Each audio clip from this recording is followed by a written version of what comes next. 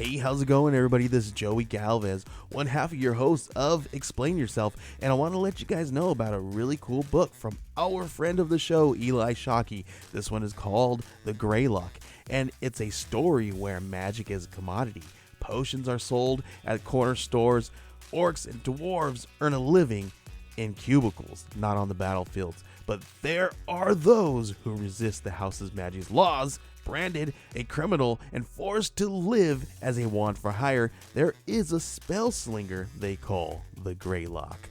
Check this one out. You guys can pre-order issue 3 right now with code JAN241939, and make sure you guys are heading over to your favorite LCS and letting them know that you want Greylock number 3, and maybe pick up the first 2 issues.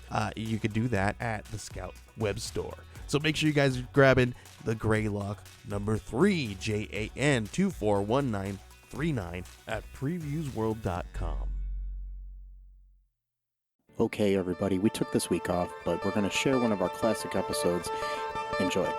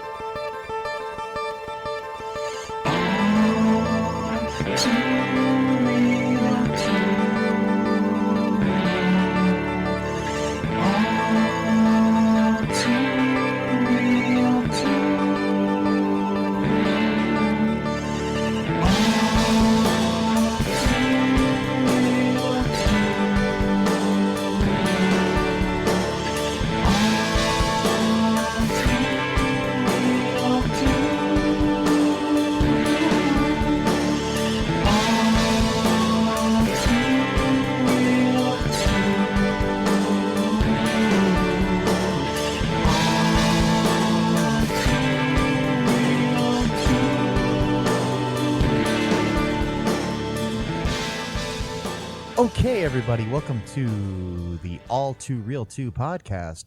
I'm your host, Michael E. Cullen II, and with me, as always, is my co-host, the fabulous Matthew Haas. Hello, hello, hello. That was very fabulous. Thank you. You're welcome. Appreciate your feedback. Oh, no problem. On a scale of 1 to 10, I give that a 7.5. All right. You're getting up there, man. I'm getting up there. Cool. One day. One day. Okay. Anyways, today we're going to continue on our little trail of tears. Wait, no, that's not right.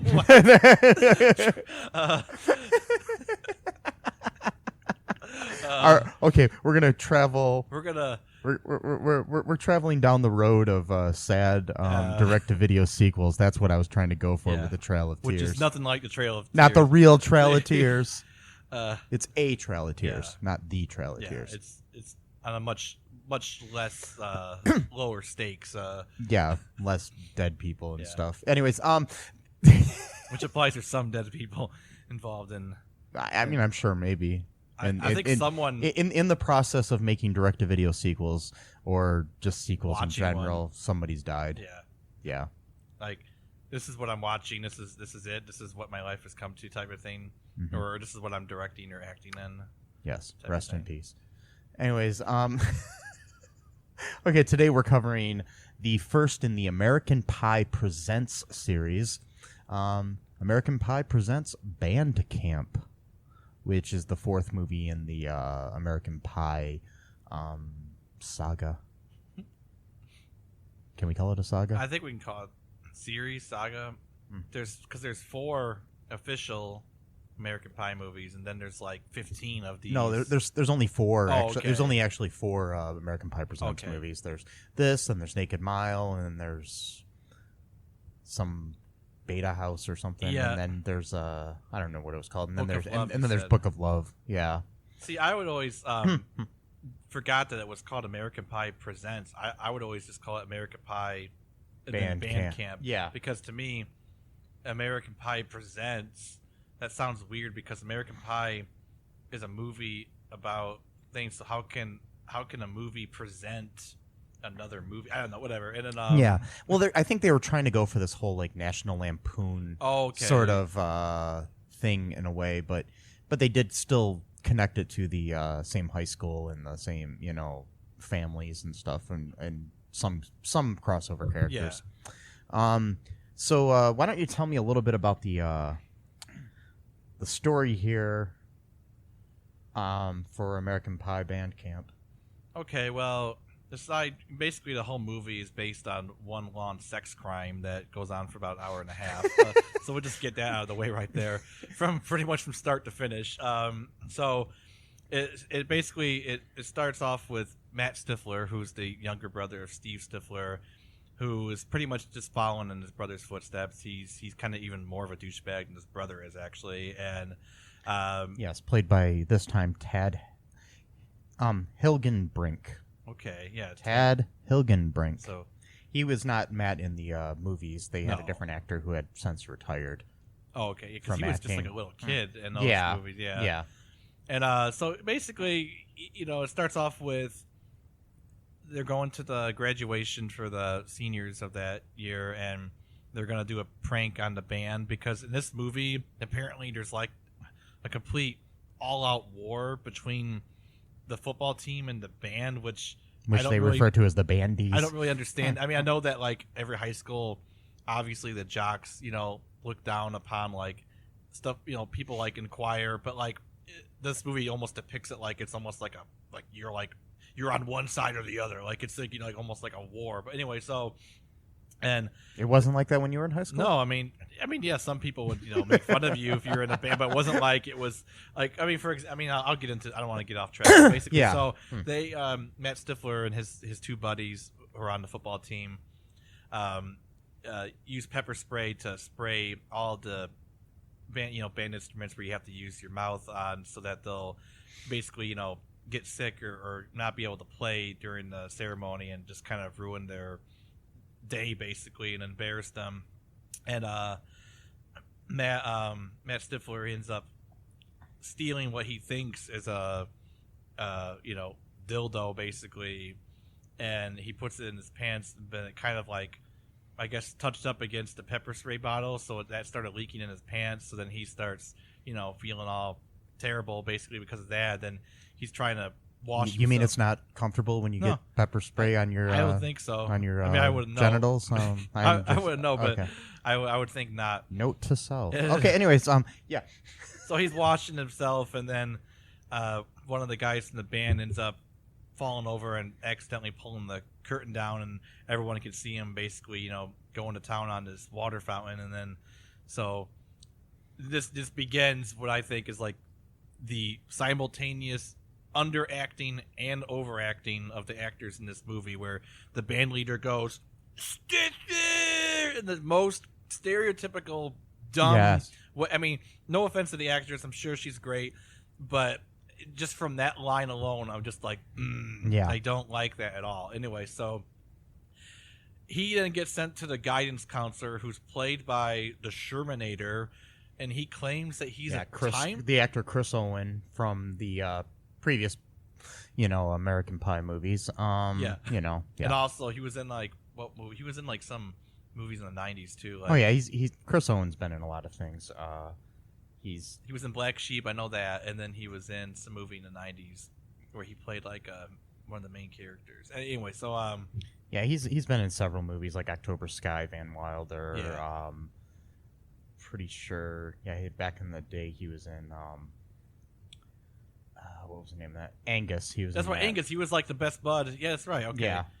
I've seen that movie like 100 times. I should have remembered that. But Yeah, I used to have that movie on VHS, and then I lent it to somebody, and they never returned it. Anyways, every time I think of that I movie, remember that's that what story. I think.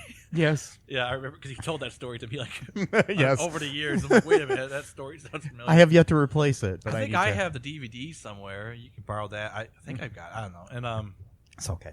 anyway, it's not that great. We live in the world of digital I- movies, so we're okay. I liked that as a kid, but I think Yeah. I've gotten over the Angus fad if there ever was one. Mhm. But anyway, so The Angus McFadden. the Angus, yeah, Get it? oh I'm. It was a fad. yeah. Get it? Okay. Anyways, let's go back to the story of American Pie Band Camp. Okay, so the Shermanator apparently is a time traveler. That's what he says. I'm not sure how Yeah, that. they're not really works. sure if this is a delusion or like they're trying to imply that this is real. Yeah, I mean, introducing time travel into an American Pie movie seems very overzealous, in my opinion. But Yeah, I mean, introducing time travel into any direct-to-video sequel is a little... yeah. Wait. Time okay. Cop 2, you know. Or, Sandlot 3. Yeah, but, anyways... Exactly. Especially in movies that really aren't sci-fi movies. Like, let's just put time travel into a baseball Time Cop movie. 2 is okay because the movie is about time travel. Yeah, exactly. And I actually think Time Cop 2 was better than the first one, even though it was Really? Yeah, I do. I haven't seen it in a long time. We have to watch it for this. It's all right. I think it's better. But anyway, so he's the guidance counselor, and so we're doing the math here. Okay, this movie was in 2005. Correct. American Pie 1 came out in 1999. So that would mean that this is 6 years after graduating high school, which means that he's 24 years old, and he's already the school guidance counselor. He must have really worked hard in college, and I mean, really just... I mean, I don't know what it takes to become a guidance counselor.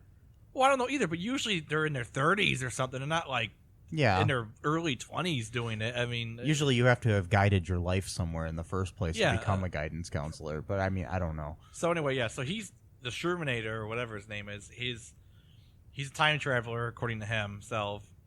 And then as his punishment, or rather redemption chance, is to send him to band camp so he can learn from his mistake of, basically bullying the bandeez. Yeah, he just wants him to kind of just become friends with them and stuff. Yeah. In a way, I mean, maybe he'll see how they are, and then he'll realize that he doesn't want to pick on them anymore. Become less like his brother, basically. Yeah. Because Steve Stifler is like just annoying.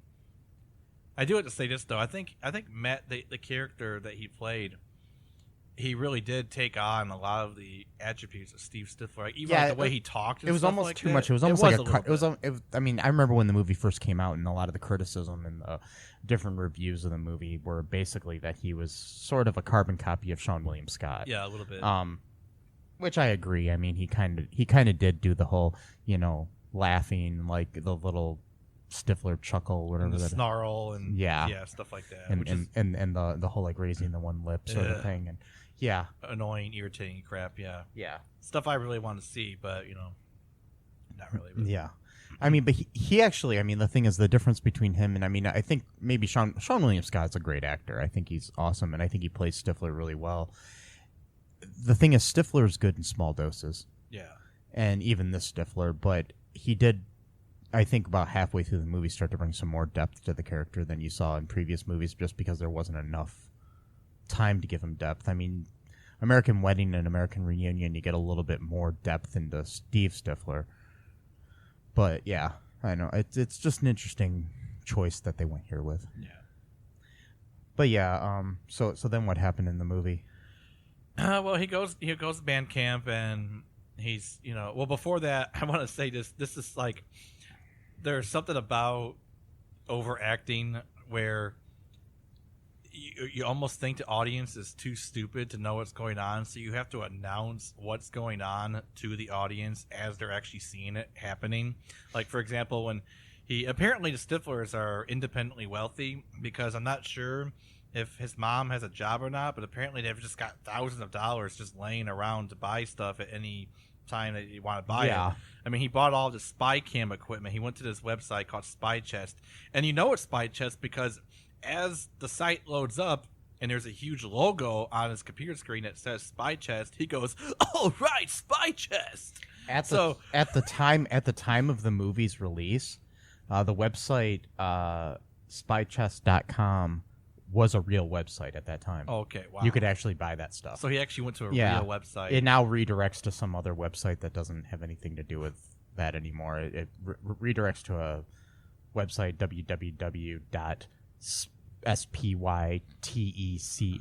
spytex.com, and it's not the same. Actually, let's see what it goes to. Yeah, let's see. Check it out. Yeah. Boom, boom, boom, boom. It goes to a HTTP era 404. The requested resource is not found. Okay. Anyways, cool. So I had to point that out. So he goes to band camp, and he has a bad first day because he doesn't respect anyone there. and he ends up I forgot what he ends up doing, something where he gets sent to the because rookies, as they're called, they're supposed to wear a beanie all year or all summer or whatever. And like this like really uptight rich guy who's like comes from old money, he's like the king of this band camp every summer. He's basically is kind of picking on him, telling him that he's got to wear the beanie at all times. And then that's the character that this actor Matt Barr plays, named Brandon Van de Kamp. Van de Kamp. Okay. Yeah, and just wanted to point out that Camp is in his name. Camp is in his name. Yeah. And then, so, of course, it goes into this horrendous dialogue between them that's not really funny at all. And then Stifler says, "Oh, you know what my favorite piece of music is?" And then the guy goes, "I have no idea. The Nutcracker." And then he hits him in the nuts with a cane. And then they send him to the Macro. The Macro stands for the Morale and, what was it, Crisis, something. Whatever. I don't remember. Basically like a counselor. Yeah. Played by none other than Eugene Levy. Sorry. Levy or Levy. I've heard it pronounced both ways. But yeah, Mr. Levinston, Jim's dad from the other movies. Yeah, he plays the same character. He's taken over for his daughter-in-law because she normally does that, but she got pregnant. So he's taking over. Whatever. And obviously pregnant women aren't allowed at band and apparently camp. Just because you're related to someone automatically means you're qualified to get the job. I mean, I don't understand. But my cousin's a nurse. Right. If she goes into labor, can I go work in an ER or something? I guess so. I'm just checking.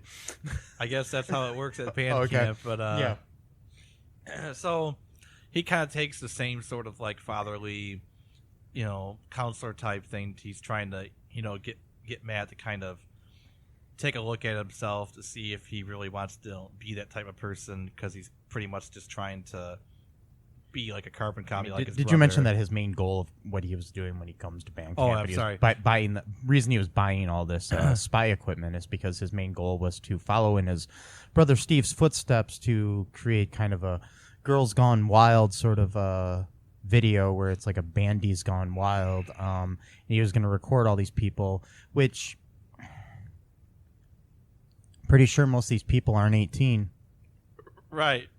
So I'm pretty sure this is child pornography. Well, he's underage too, I think, at this point.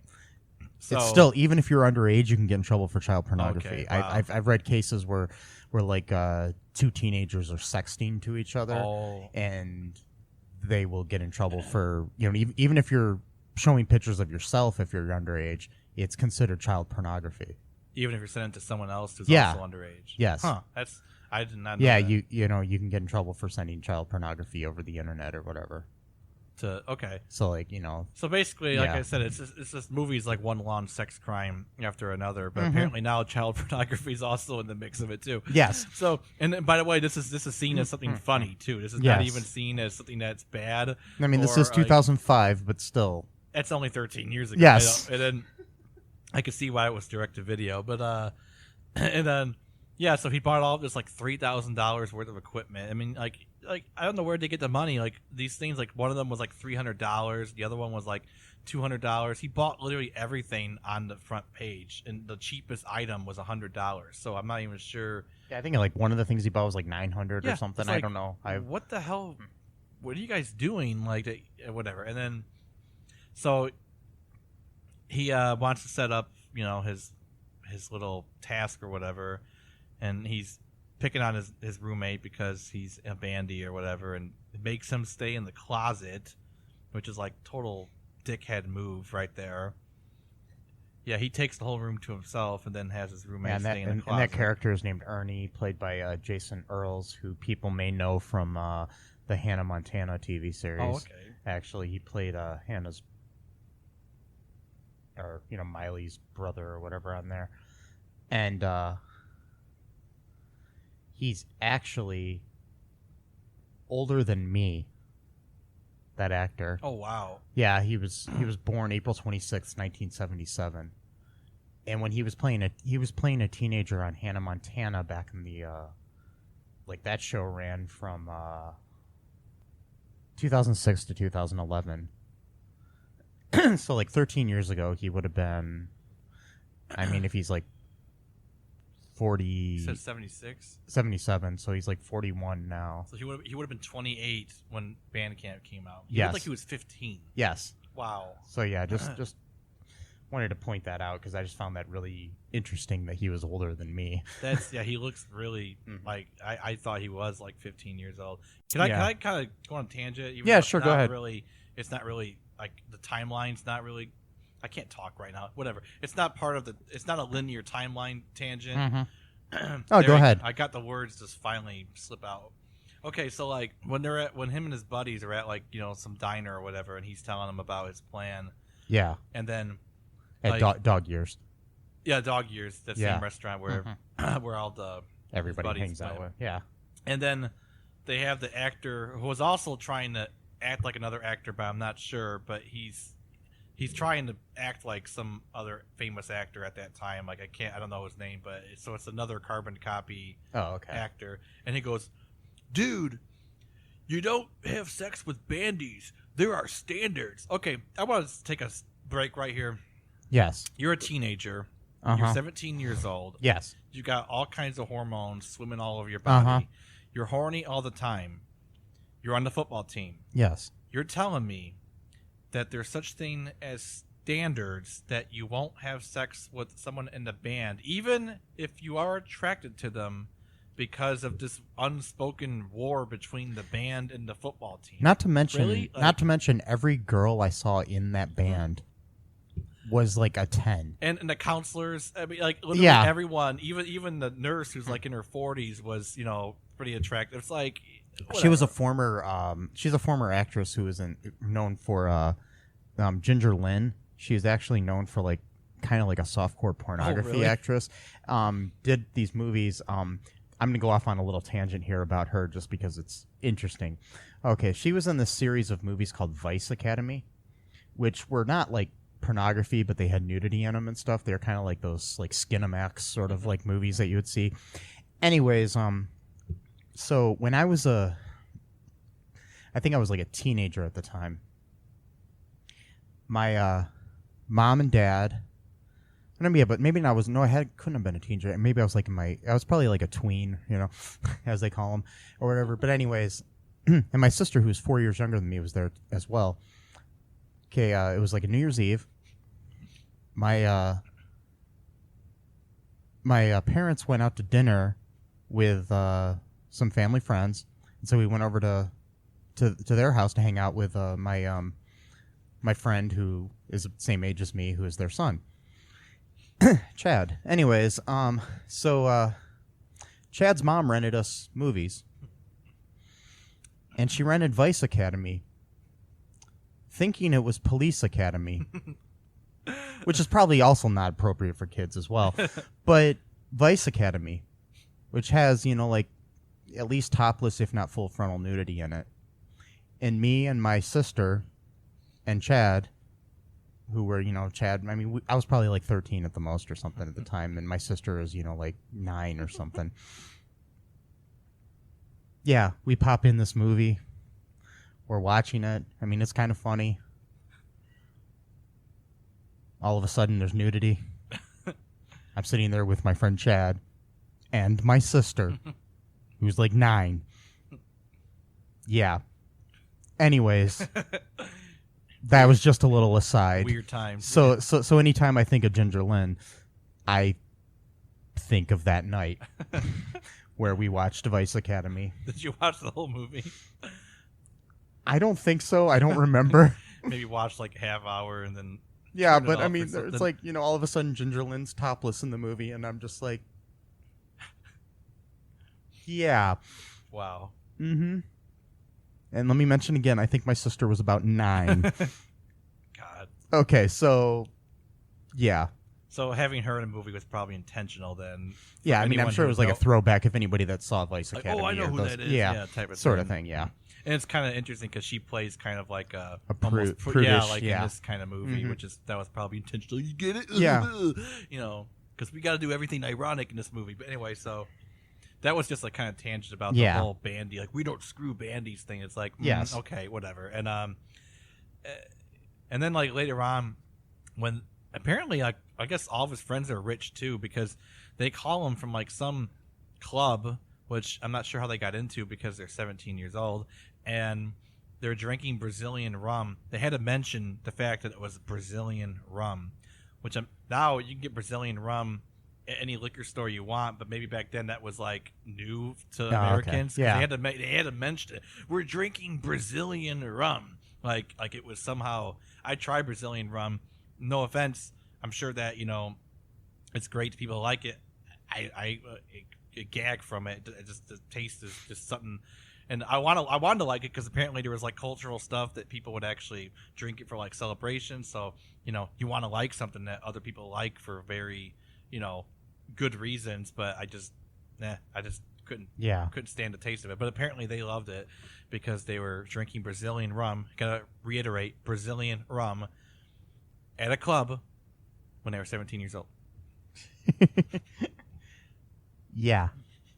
So there's underage drinking in this movie. Drinking, underage child pornography. Well, mind you, most of these type of movies had that type of stuff in it, but still. Well, that's the thing. Like these movies are like it's kind of like a Porky's type thing. Yeah. Almost. Except with Porky's, it wasn't filming; it was literally watching it live. Yeah. But which is kind of worse, and I guess. But this is kind of like a Porky's for the technology generation. Yeah, the digital age Porky's. Yeah.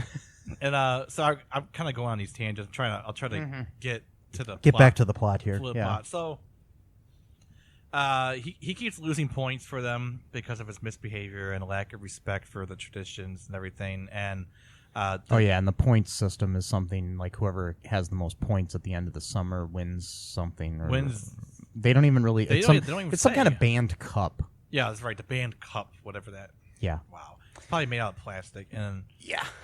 But they really care about this band cup, so this two guys from the band kidnap him at night, and they super glue his beanie onto his head, and then fill his nostrils up with peppermint toothpaste as punishment for the pepper spray earlier in the year. Which that's kind of fine. They said this was punishment. I'm thinking, peppermint toothpaste versus pepper spray. I'm not sure if that's equal punishment, but the thing is, it's in your nostrils. It doesn't matter what it is, honestly. Oh, that's true, it could, you could put, cinnamon toothpaste. Cinnamon, that would be really bad, but yeah. So he gets his nostrils irrigated by the nurse who was, as Mike mentioned, was in a series of like Skinamax films back in the 80s and 90s, and then Eugene Levy's character, Mr. Levinson, is trying again to get Matt on the right track, to make some friends and to earn their trust. And he does a Stifler. Why would I earn their trust? It's like just like your fucking brother. Like, act like a different person. Like, I get it that you're his brother, but like nobody literally is a carbon copy of their sibling. They still have their own attributes, but whatever. And I'm getting irritated here because I watched it 4 times this week. I don't know why I watched it 4 times because I really wanted to say stuff about it, so I wanted to like memorize everything I could from it. But I'm kind of like, I watched it twice. I'm kind of like abstract here. Like, I thought like I had a good linear. No, that's okay. Of the We're film. good. We're good. And you just want me to keep talking? Yeah, go ahead. You want me just to run myself into a wall or something? So okay, you want me to finish up the plot here? You could do it. Or you could guide me at least. Okay, so just basically, what happens next? Let's. Okay, basically, what ends up happening? Okay, he goes through this stuff. He kind of realizes that he's got feelings for Elise, who is the main band chick, who he kind of used to be really good friends with when they were little. Mm-hmm. She is played, I think, honestly, she's my favorite part of the whole movie, by Ariel Kebbel or Kebbel, Kebbel, whatever that is, who I'm actually kind of surprised she's kind of appeared in other things since then, but I'm surprised she actually wasn't a bigger star after this. Maybe this movie kind of cursed her. Who knows? But yeah, I mean, she's been in things like the Grudge 2, The Uninvited, John Tucker Must Die, Think Like a Man. She was on the TV series Midnight Texas. I mean, Vampire Diaries for a while too. I mean, but I just kind of thought she was going to be a bigger star because she was actually. I mean, I kind of had a crush on her when I first saw the movie back in 2005. She had that cool early 2000s look. Yeah, I mean, she kind of had that Mandy Moore sort of look, Mm-hmm. that Mandy Moore or Jessica Alba sort of kind of like. She kind of looked like a combo of those two. Anyways, anyways, he kind of starting to have feelings for her. You can tell that, and I think like the second half of the movie, I want to say that I mean, basically, I think the chemistry between her and Ted Hilgenbrink is actually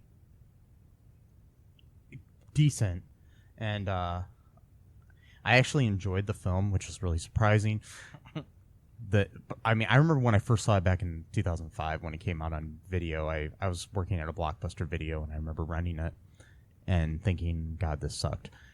But now I actually liked it better now for some reason. But I mean, it's like I'm still unsure as to why I liked it. I mean, is it good? No. Is it as good as the theatrical films? Not really. But around halfway through the film, it actually begins to find its own voice and heart, I think. It's kind of its own thing after a while. It's not necessarily just a carbon copy of the movies like I thought it would probably end up being. But basically what ends up happening is, of course he gets caught videotaping the kids because they are kids. Yeah, they're kids. He gets caught doing videotaping the kids take showers. Child pornography, which he was hoping to release on video through his brother's Girls Gone Wild type company. He was going to release this for profit. Yeah. I'm still trying to figure this out. Who was going to pay for this? And not think they were going to get arrested by the government. So continue. He got caught taping the kids. And then what happens? Nobody reports him to the police or authorities whatsoever. They just want to throw his laptop in the river. They just get mad at him. Yeah. And basically, they're not his friend anymore. That's his punishment for videotaping kids take showers. And that's what happens when you become a child pornographer. You just lose your friends. We're not going to be your friend anymore.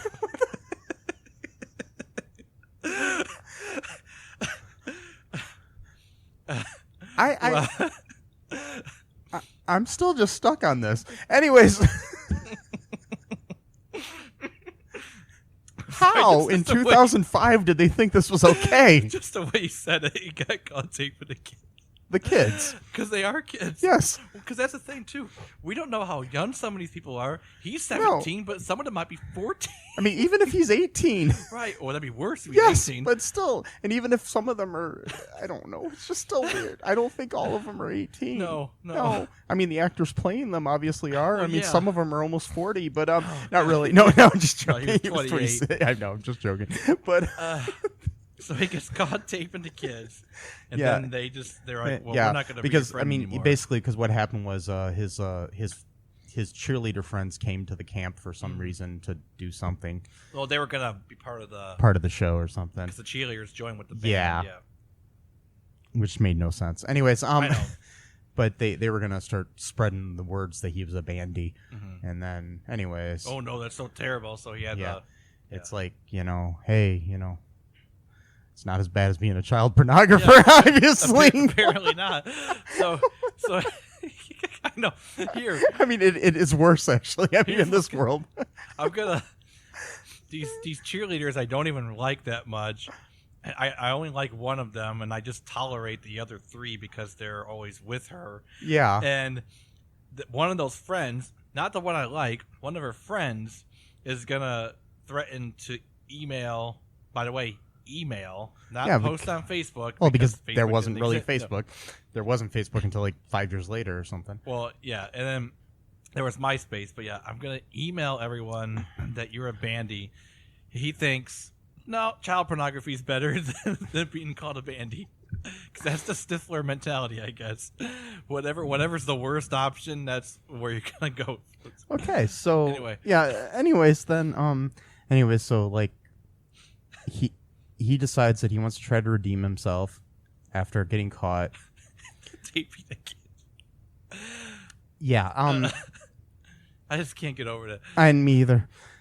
Okay, But so you remember that? Oh, sorry. Go ahead. go ahead. Neil, go ahead. Well, you remember that moment of redemption, though, where he sees Elise taking off her shirt in the shower, and then he puts the laptop down, and then his roommate's like smiles, like, "Oh, he's becoming a good man now." It's like, no, he's not. He's still committing a sex crime. Just because he's not watching her take the shower doesn't mean he's still not recording it. But that was apparently like. He's such a good man because he doesn't want to watch the one girl get undressed, but he's okay watching his roommate have sex with a girl, and the big black dude, whatever his name was, have sex with the one of the camp counselors who, you know, I mean, I'm not trying to be. She looks like a porn star, and I don't mean that in any. Well, I mean, like, she just looks like she's got like the great, you know, she's very attractive, you know, like. From what I understand, she's not a porn star, but she was a Playboy playmate. Oh, okay. So you were close. Anyways, because apparently everyone who works in this place. That's Angela Little was the name of that actress. Okay, and she was actually kind of good though. Yeah. She didn't have a lot of lines because, you know, let's face it, this is a guys movie apparently. Yeah. Guys who are into taping and talking about people who were much older than the characters they were playing. She was born in 1972. Okay, so she would have been 33 at this time. Yeah. In life. In real life. Okay. Yes. She looked pretty good. Yeah. For 33. I mean, I'm not saying that you can't look at 33, but I mean, she looked like she was like. She still looked like a teenager. Right. Yeah. But yeah, suffice to say, she didn't have a whole lot of lines. None of the women did, except for Elise. Elise and Chloe are probably the only female characters that had any kind of. Chloe, who was played by Crystal Lightning. Right, I looked her up today. That's a great name. Yes, Crystal it is. Lightning. Is that a real name, or is I don't know. That's such a cool name, though. Crystal Lightning. Yeah, she's actually a musician. It was Crystal Lee Lightning as what she went by in this movie, but I don't know. I wonder if that's her real name. She was born in '81 as well, so they were all a little older than the characters they were playing. Which is fine. That's yeah, usually what it's happens. perfectly fine. I believe that's her real name, according. It doesn't say anything on Wikipedia about that being a different name.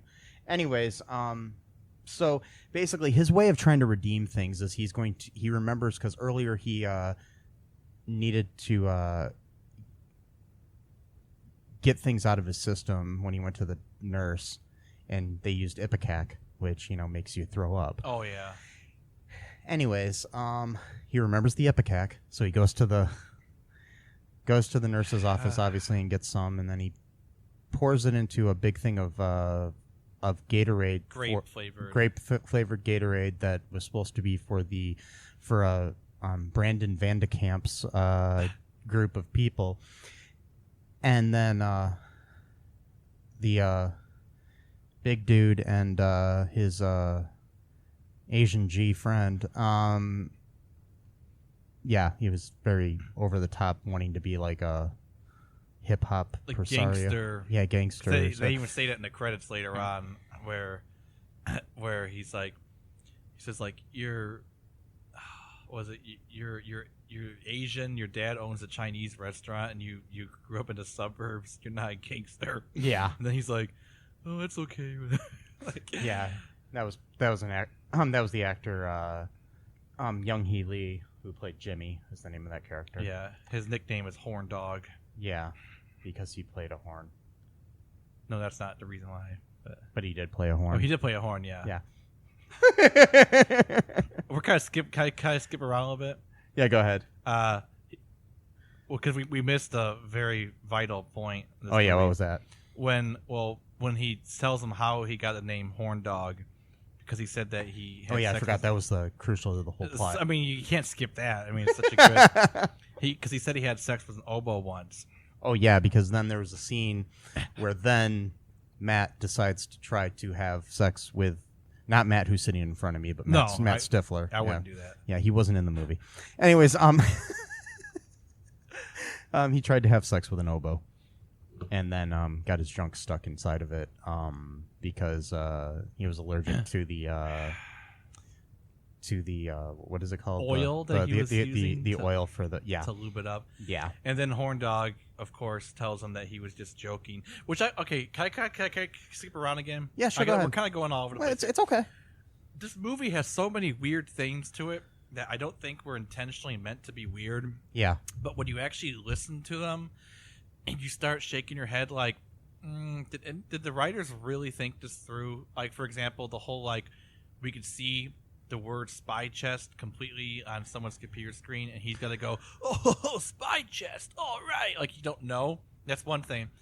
Okay, so Horn Dog is telling... Makes you wonder if that was a product placement thing or something. It probably was. Yeah. They probably paid for it. But so Horn Dog, what's his real name? Jimmy, the character. Jimmy / Horn Dog. Yeah. Is saying that he he got his nickname because he'll put his thing into anything, and he once had sex with an oboe. Okay, whatever. That establishes why his name is Horn Dog. Okay, fine. Yes. But then when Matt Stifler is trying to do that same thing, Jimmy / Horn Dog finds him, turns on the light, and then sees what's going on. And then Matt Stifler is going, turn off the light, what the fuck are you doing? And then Horn Dog / Jimmy, because now I think it's established as his name should just be Horn Dog, and Jimmy's like his alter ego at this point. He tells Matt Stifler, oh, I was just making that up. Okay. Usually when people make something up, it's something that they had wished they were done because they want to have bragging rights, even though they have not done that thing. Why would you brag about that? Why would you make up a story that you're intending to brag about having sex with an oboe when in fact you had not had sex with an oboe? I think establishing that you did not have it's like a teenager saying, "Oh, I had sex with that cheerleader, or I had sex with that celebrity, or." Having sex with that oboe. Wait, no, one of those isn't right. Just saying. Or somebody, you make up a story and you're like, yeah, there was that time I met Michael Jordan, or something that makes you seem kind of cool. And that time I humped a soccer ball. I mean, it's like, what? No. It's like, why would you brag about that?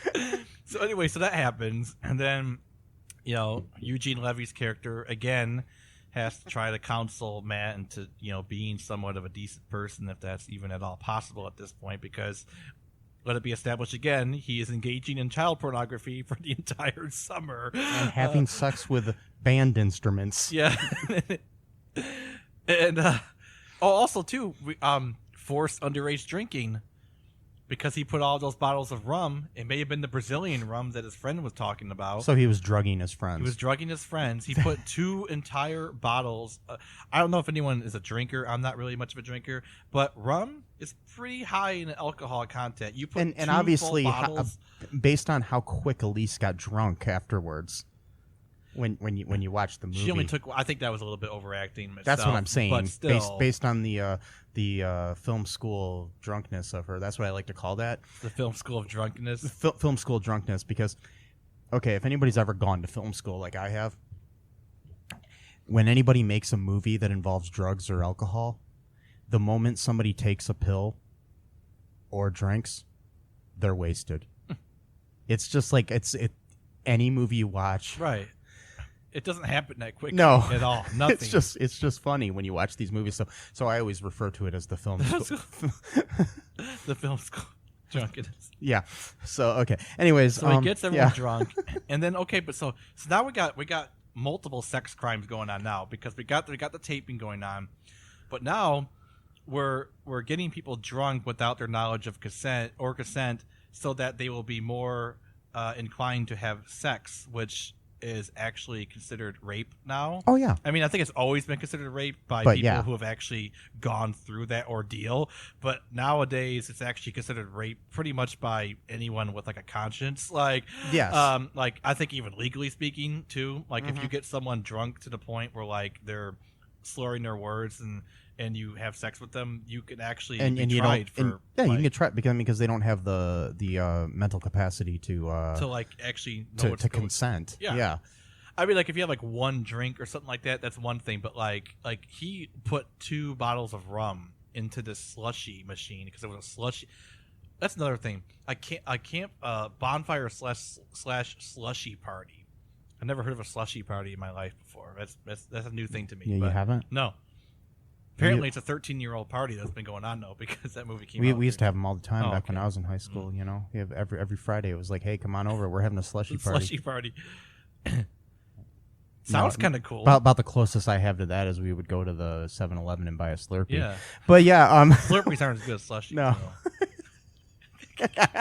It's not the ice. It doesn't have the ice. Oh, yeah. Slushy's got the ice. That's what. Well, makes that's like it slushy. I used to like slush puppies though. Yeah, slush puppies from In-N-Out Mart. Oh my god, those were good. Those are great. Oh yeah. Anyway, sorry. Anyways, In-N-Out Mart was a gas station in our neck of the woods. If you're not from here, that's what that is. And, yeah. It's not the burger place in L.A. Yeah. It's not. There's no Oh. burgers there. God, those burgers. I never had one before. Oh, I want to try one. We should go fly out to California Fly out to California right now and Okay. go get an In-N-Out burger. Are they really that good? Oh my God, it's the best hamburger I've ever had in my life. Wow. I I wonder don't what know they why. do to it. That's so. But they're okay. If In-N-Out Burger would like to sponsor this, please contact me at ALL2REELTOO podcast at gmail.com. Anyways, In-N-Out Burger, it's family owned, the whole chain, and they have their own farms and stuff, from what I understand, where they raise their own cows free range, and they use that meat for their burgers, and they also grow their own potatoes and stuff like it's all like fresh, and they fresh cut fries. The fries are even better than the burgers in my opinion. But yeah, it's oh my God, it's like heaven on a bun. Remember that. In-N-Out Burger, heaven on a bun. Ooh, if you would like that's to, good. yes, if you would like to sponsor us, In-N-Out Burger, please contact me again. That is all2real2 podcast at gmail.com. Anyways, so yeah. Anyways, the whole thing. I mean, it's kind of crazy, all the crimes he commits. I know. I mean, he gets away with all of it. There's no legal ramifications whatsoever to anything he's done. But then again, he is a white male. Oh, that was a good one. Yeah. So, I mean, he kind of looks like that. Like a lot of these kids that get away with. That's right. He does kind of like look like rape and murder, basically. Maybe he had to have a certain kind of face. Or Yeah. something like that. A really obnoxious one that just wanted to hit. Yeah. But anyway. But yet somehow Brandon Van de Kamp is the bad guy. Exactly. Well, that's the thing too. He is kind of an asshole, but at the same time, But he's not committing child pornography. he's not committing child pornography, and also in his defense, he is living up to tradition. He's following the rules of what this camp is supposed to be. He comes from old money. He is a dick. He is that kind of character, but he's also people like that though. They also respect tradition, and they're very serious about it. So they don't like it when some newcomer just comes in and doesn't respect anything of what's going on. I would be pissed off too, even if I wasn't that asshole. Oh yeah, and skipping around too a little bit. There is that scene where he challenges. He challenges Matt Stifler to a.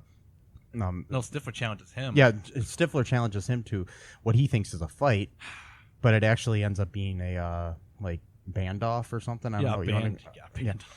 Yeah, pretty much. And then Stifler tries to play his little triangle, and it sucks. And then he leaves, and they think he's forfeited, and Brandon wins the thing, and then East Great Falls is going to lose a bunch of points. So tell him what happens next, though, please. Yeah, he comes back in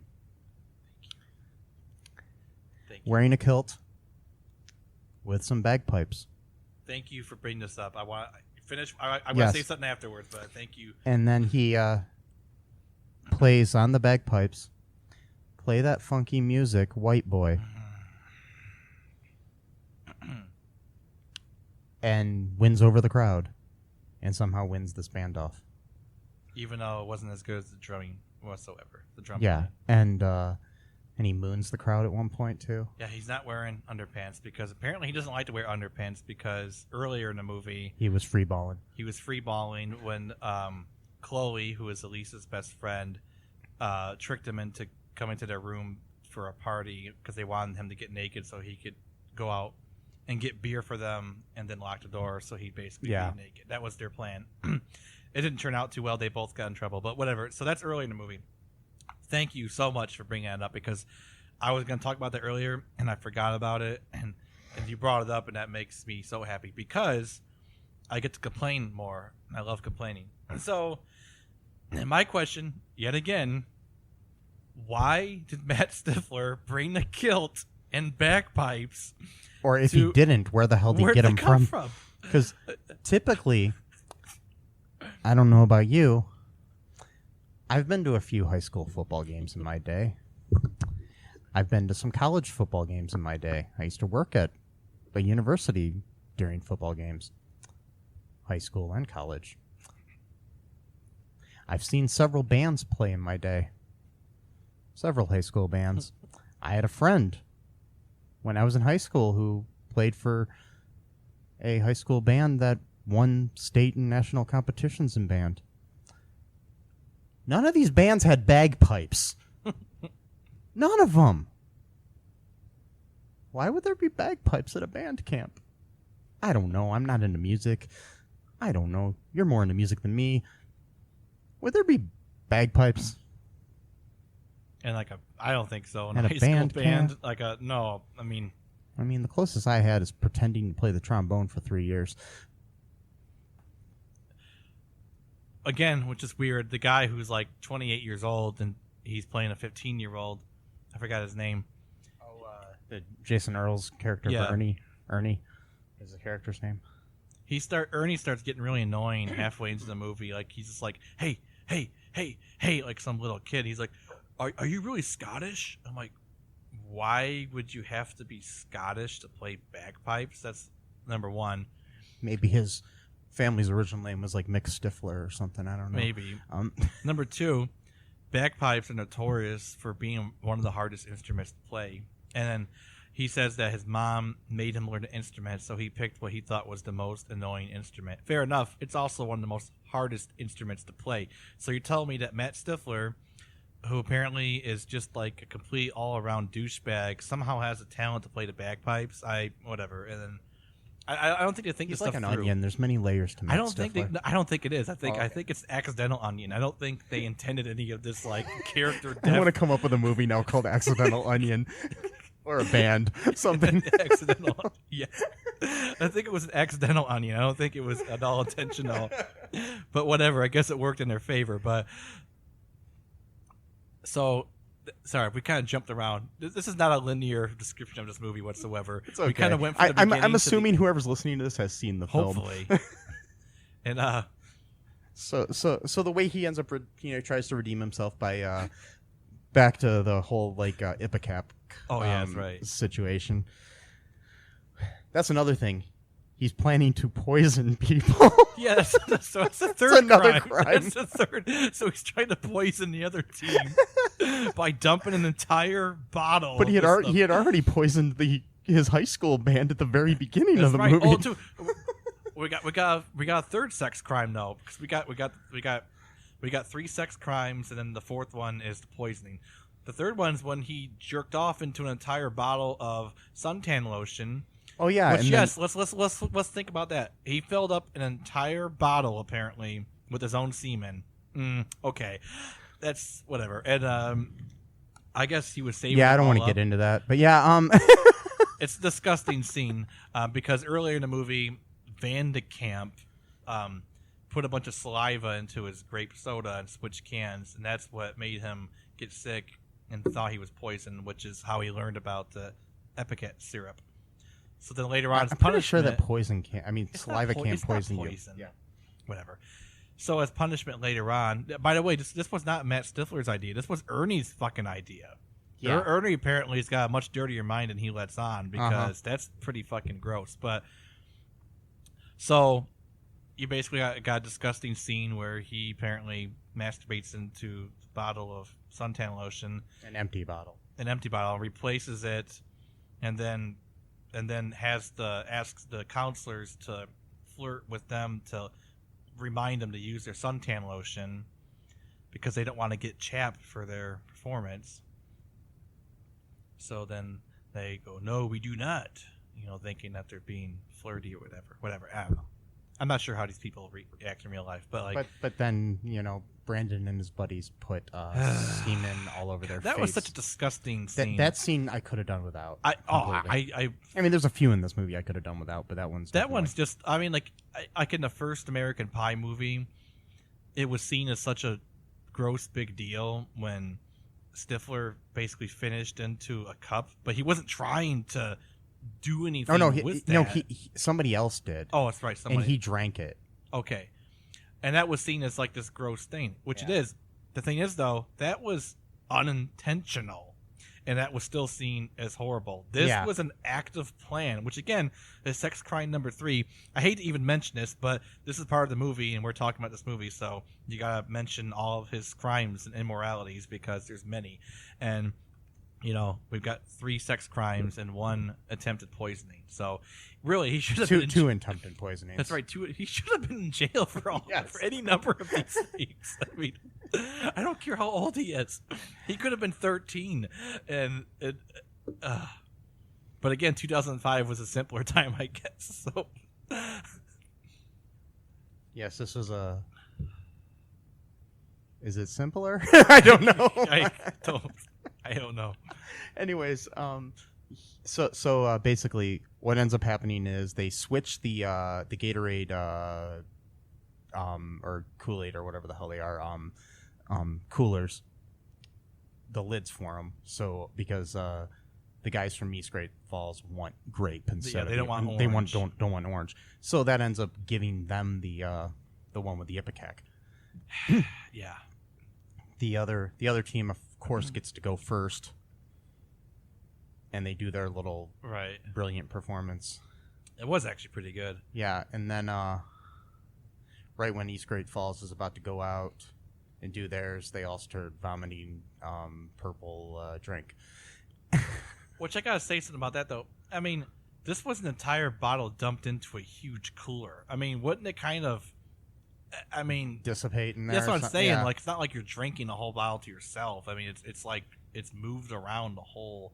I mean, I don't know how Ipecac works. Maybe, I don't know either. Maybe you only need a little bit to maybe create the gag reflex thing or whatever. I don't know. The whole. So they throw up and then they ruin their chances of winning the cup. The band cup, And then there's another thing. There's another crime committed right before this happens.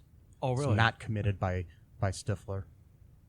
It's committed by the whole East Great Falls team. Right after they drink their grape drink, they all litter. Oh, that's right. I was gonna.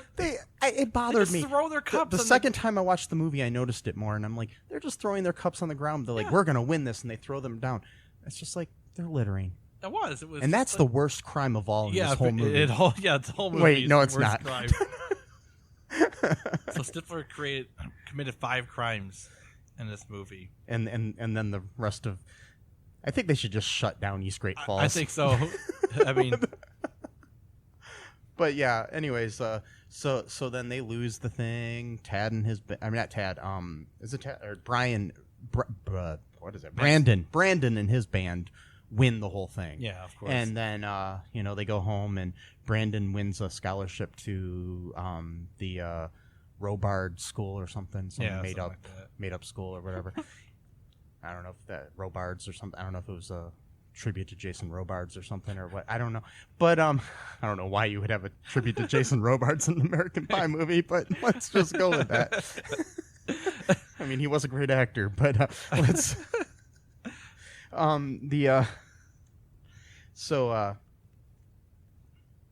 anyways, Matt decides he wants to redeem himself. This time he deletes all of the video when he's watching it, and he starts to realize, I love these people that I've exploited. Yes.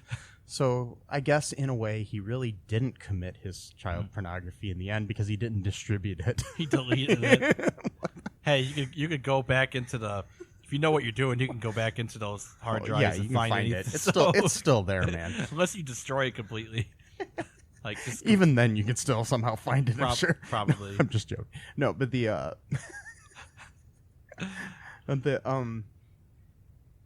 but anyways, he deletes that, and then he decides to help. He wants to try to help get get Elise her little scholarship to the not little scholarship, but her scholarship to the Jason Robards school, and the so they create a fake letter from the dean of the school or something. Crime number 6, fraud. Yeah. Yeah. Sorry, I mean he's totally, you know, he's totally pulling a Catch Me If You Can sort of crime here, and does he even have the intelligence for this stuff? I don't think he don't know. Again, But accidental he did get the whole band involved, so I'm sure between all of them they have the intelligence. And with the he gets him he gets her the little letter, and then she goes and finds out that it's not there, and then she goes outside after breaking her heel and stuff, and cutely falling and stuff, and he's playing his bagpipes in a tuxedo, and then all of a sudden the whole band appears behind him, and they play the song. The dean comes out, hears the song, and then it's like, hey, let's go talk about that scholarship, and then it turns out that Brandon Van de Kamp plagiarized the song that he played at band camp, and then Matt and Elise kiss, and the credits roll. Yeah, no punishment for anything he's done. Okay. Completely not culpable whatsoever. He gets the girl, even though he filmed her taking showers. So let's take this into account. What's the moral of the movie?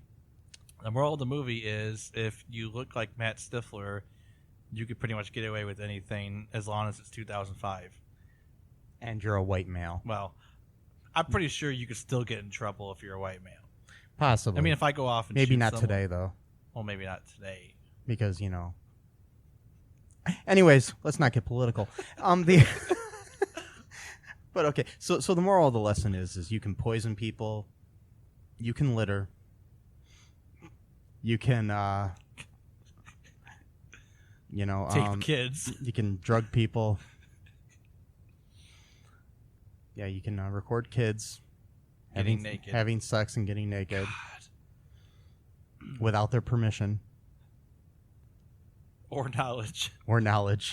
Which, even if they did give their permission, still it gets still off. Yeah, it would still be child pornography even if they gave permission. Like, they don't have to. They said it was totally fine. That makes it okay. No big deal. No. So basically, the thing is, it's like, okay, commit sex crimes, poison people, and litter, and nothing happens to you. That's Bandcamp for you. Yes. So, would you recommend this movie to anyone? Morally, no. Either way, it's a terrible lesson. It's such a terrible lesson. I did like the movie, though. I don't know why. It has a weird charm to it. I think it's because it's 2005, and for some reason that year. I mean, because honestly, if you watch any of the American Pie movies, not just the direct-to-video ones, there's a lot of kind of moralistically crazy things going on, like, you know, a lot of spying on people, recording them without their knowledge. You know, even Jim did that in the first one. In the first one, you know, he records the foreign exchange student chick, you know, Nadia or whatever her name is. Yeah, the Shannon Elizabeth character, who later got with Shermanator.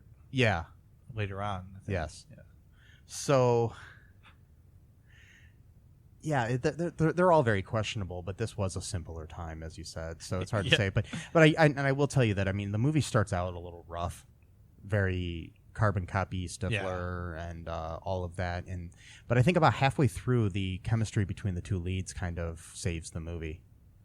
If you had other people cast, it might not have. I mean, one of the people considered for the role of Elise was Rachel Bilson. Here's a little bit of trivia here that we got. Like I said before, the website Spy Chest was a real was a real website. Yeah. Hilgenbrink really did bare all in his scenes where he was naked. Yeah.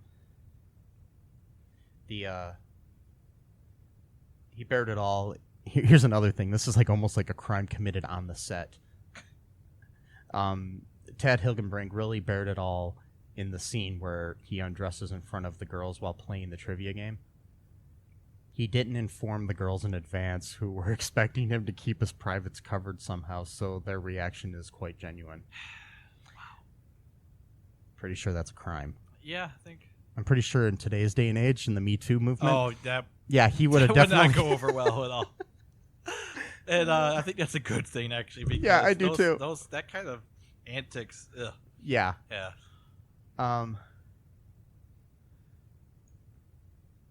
Wow. Yeah, the Eli Marenthal, who was the original little brother of Steve, had abandoned his acting career in 2004. Probably because of having to play Steve Stifler's younger brother. Yeah, and prior to this was the first time that Matt Stifler got a first name. In the previous movies, he was just referred to as Stifler's little bro. Oh, wow. Yeah.